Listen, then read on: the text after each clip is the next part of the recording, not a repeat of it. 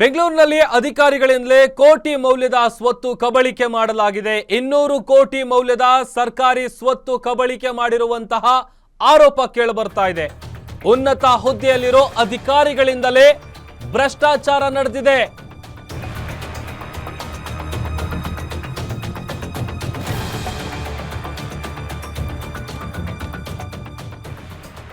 ಇನ್ನೂರು ಕೋಟಿ ಮೌಲ್ಯದ ಸರ್ಕಾರಿ ಸ್ವತ್ತು ಕಬಳಿಕೆ ಆರೋಪ ಕೇಳಿಬರ್ತಾ ಇದೆ. ಅದು ಉನ್ನತ ಹುದ್ದೆಯಲ್ಲಿರೋ ಅಧಿಕಾರಿಗಳಿಂದಲೇ ನಡೆದಿರುವಂತಹ ಭ್ರಷ್ಟಾಚಾರ.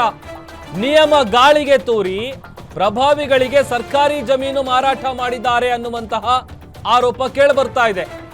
ಬೆಂಗಳೂರು ಡಿಸಿ ಕಚೇರಿ ಸಹಾಯಕನಿಂದ ಕಾನೂನು ಉಲ್ಲಂಘನೆಯಾಗಿದೆ. ಕಚೇರಿ ಸಹಾಯಕ ಪ್ರಶಾಂತ್ ಗೌಡ ಪಾಟೀಲ್ ವಿರುದ್ಧ ದೂರು ದಾಖಲಾಗಿದೆ. ಲೋಕಾಯುಕ್ತದಲ್ಲಿ ಡಿಸಿ ಕಚೇರಿ ಸಹಾಯಕನ ವಿರುದ್ಧ ದೂರು ದಾಖಲಾಗಿದೆ. ಬೆಂಗಳೂರು ದಕ್ಷಿಣ ತಾಲೂಕಿನ ಕೆಲ ಭ್ರಷ್ಟ ಅಧಿಕಾರಿಗಳು ಈ ಅಕ್ರಮದಲ್ಲಿ ಭಾಗಿಯಾಗಿರುವಂತಹ ಶಂಕೆ ವ್ಯಕ್ತವಾಗ್ತಾ ಇದೆ. ಎಡಿಎಲ್ಆರ್ ಸಚಿನ್, ಜೆಡಿಎಲ್ಆರ್ ನಿಸಾರ್ ಅಹಮದ್, ತಹಶೀಲ್ದಾರ್ ಶ್ರೀನಿವಾಸ್, ವಿಶೇಷ ತಹಶೀಲ್ದಾರ್ ನಾಗರಾಜ್, ಎಸಿ ರಜನಿಕಾಂತ್, ಆರ್ಐ ನವೀನ್ ವಿರುದ್ಧ ದೂರು ದಾಖಲಾಗಿದೆ.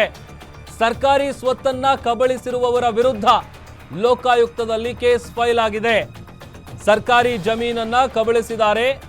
M Manjunath, R Shobha Manjunath, Umesh Babu, SB Jalajadas, BK Raghavendra ವಿರುದ್ಧ ಕೂಡ ದೂರು ದಾಖಲಾಗಿದೆ. ಬೆಂಗಳೂರು ದಕ್ಷಿಣ ತಾಲೂಕಿನ ಉತ್ತರಹಳ್ಳಿ ಹೋಬಳಿಯಲ್ಲಿರುವಂತಹ ಜಮೀನಿದು. ಉನ್ನತ ಹುದ್ದೆಯಲ್ಲಿರುವಂತಹ ಅಧಿಕಾರಿಗಳಿಂದಲೇ ಭ್ರಷ್ಟಾಚಾರ ನಡೆದಿದೆ ಅನ್ನುವಂತಹ ಆರೋಪ ಕೇಳಿಬರ್ತಾ ಇದೆ.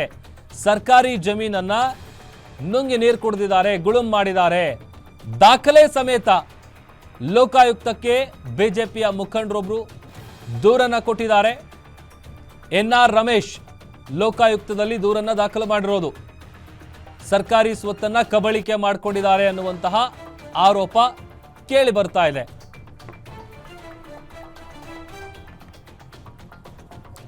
ಬಗ್ಗೆ ಮತ್ತಷ್ಟು ಡೀಟೇಲ್ಸ್ ಅನ್ನ ಕೊಡ್ತಾರೆ ನಮ್ಮ ಮೆಟ್ರೋ ಬ್ಯೂರೋ ಹೆಡ್ ಉಲ್ಲಾಸ್ ನನ್ನ ಜೊತೆ ದೂರವಾಣಿ ಸಂಪರ್ಕದಲ್ಲಿ ಜಾಯ್ನ್ ಆಗಿದ್ದಾರೆ. ಉಲ್ಲಾಸ್, ಅಧಿಕಾರಿಗಳಿಂದಲೇ ಕೋಟಿ ಮೌಲ್ಯದ ಸ್ವತ್ತು ಕಬಳಿಕೆ ಆಗಿದೆ, ಉನ್ನತ ಹುದ್ದೆಯಲ್ಲಿರುವಂತಹ ಅಧಿಕಾರಿಗಳೇ ಭ್ರಷ್ಟಾಚಾರ ಮಾಡಿದ್ದಾರೆ ಅನ್ನುವಂಥ ಆರೋಪ ಕೇಳಿ ಬರ್ತಾ ಇದೆಯಲ್ಲ, ಏನ್ ನಡೆದಿದೆ?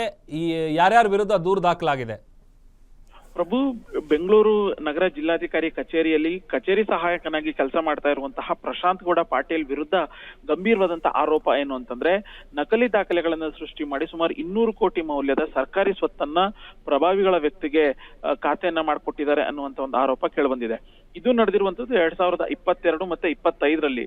2022 ಜೂನು, ಡಿಸೆಂಬರ್ ಮತ್ತೆ 2025 ಜೂನ್ ನಲ್ಲಿ ಹಂತ ಹಂತವಾಗಿ ಖಾಸಗಿ ವ್ಯಕ್ತಿಗಳಂದ್ರೆ ಪ್ರಭಾವಿ ವ್ಯಕ್ತಿಗಳಿಗೆ ಸರ್ಕಾರಿ ಜಮೀನನ್ನ ಖಾತಾ ಮಾಡಿಕೊಟ್ಟಿದ್ದಾರೆ ಅನ್ನುವಂತಹ ಆರೋಪ. ಸುಮಾರು 35 ಎಕರೆ 11 ಗುಂಟೆ ಜಮೀನು ಉತ್ತರಹಳ್ಳಿ ಸಮೀಪ ಇರುವಂತಹ ಯುಎಂ ಕಾವಲ್ನಲ್ಲಿ ಸರ್ವೆ ನಂಬರ್ 18ರಲ್ಲಿ ನಡೆದಿರುವಂತಹ ಹಗರಣ ಅನ್ನುವಂತಹ ವಿಚಾರಕ್ಕೆ ಸಂಬಂಧಪಟ್ಟಂತೆ ಈಗಾಗಲೇ ಜಿಲ್ಲಾಧಿಕಾರಿ ಆಗಿರ್ಬೋದು, ಜೊತೆಗೆ ಲೋಕಾಯುಕ್ತಕ್ಕೆ ದೂರು ಕೊಡುವಂತ ಕೆಲಸವನ್ನ ಬಿಜೆಪಿ ಮುಖಂಡ ಎನ್ಆರ್ ರಮೇಶ್ ಮಾಡಿರುವಂತದ್ದು. ಪ್ರಮುಖವಾಗಿ ಅವರು 600 ಪುಟಗಳ ಆ ಒಂದು ವರದಿಯಲ್ಲಿ ಬೆಂಗಳೂರು ದಕ್ಷಿಣ ತಾಲೂಕಿನ ಎಡಿಎಲ್ಆರ್ ಸಚಿನ್ ಮತ್ತೆ ಜಾಯಿಂಟ್ ಡೈರೆಕ್ಟರ್ ನಿಸಾರ್ ಅಹಮದ್, ತಹಶೀಲ್ದಾರ್ ಆಗಿರುವಂತಹ ಶ್ರೀನಿವಾಸು, ಹಾಗೆ ವಿಶೇಷ ತಹಶೀಲ್ದಾರ್ ಆಗಿರುವಂತಹ ನಾಗರಾಜ್ ಅವರ ವಿರುದ್ಧ ಇವರೆಲ್ಲರೂ ಕೂಡ ಅಕ್ರಮದಲ್ಲಿ ಭಾಗಿಯಾಗಿದ್ದಾರೆ ಅನ್ನುವಂತಹ ಒಂದು ಆರೋಪವನ್ನ ಮಾಡಿ ದಾಖಲೆಗಳ ಸಮೇತ ದೂರನ್ನ ಕೊಡುವಂತ ಕೆಲಸವನ್ನ ಮಾಡಿದ್ದಾರೆ.